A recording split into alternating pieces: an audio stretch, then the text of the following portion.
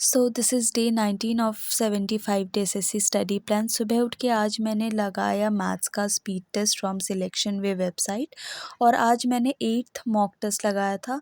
उसके बाद मैंने इसका जो वीडियो सोल्यूशन है वो मैंने यूट्यूब से देखा था। जो मेरी गलतियाँ हुई थी और जो क्वेश्चन मुझे नए मिले थे उसके बाद मैंने थोड़ा बहुत प्रैक्टिस भी कर लिया था।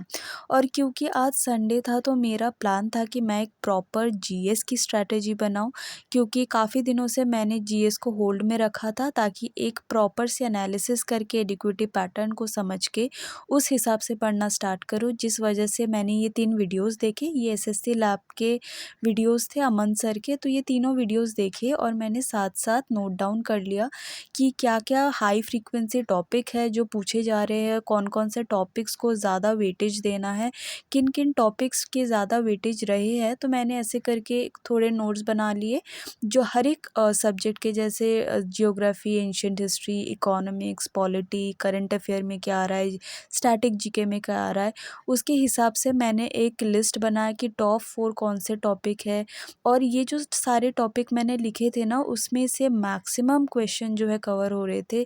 तो अगर ये सारे टॉपिक्स हम अच्छे से करके जाते हैं, अच्छे से प्रिपेयर करते हैं और उनको उस हिसाब से प्रिपेयर करते हैं जिस हिसाब से पूछा जा रहा है, तो काफ़ी सारा कवरेज हो जाएगा। तो इसलिए मैंने वो किया था।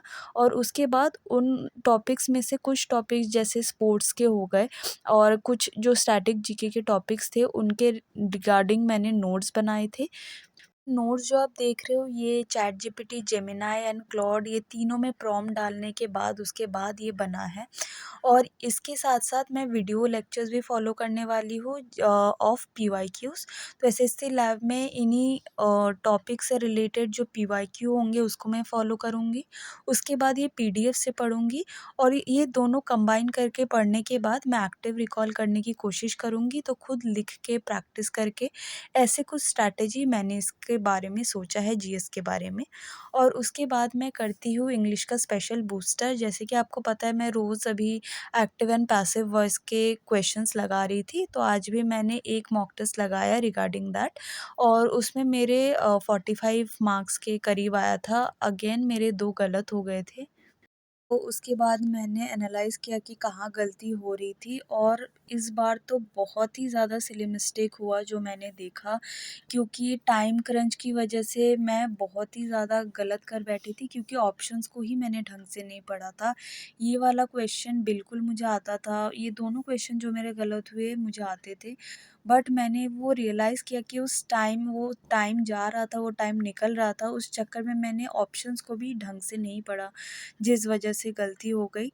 तो मैं अगले मॉक से उसको सुधारने की कोशिश करूँगी और जहाँ पे गलती हो रही है उन चीज़ों को दिमाग में रख के अगली बार से सॉल्व करूँगी।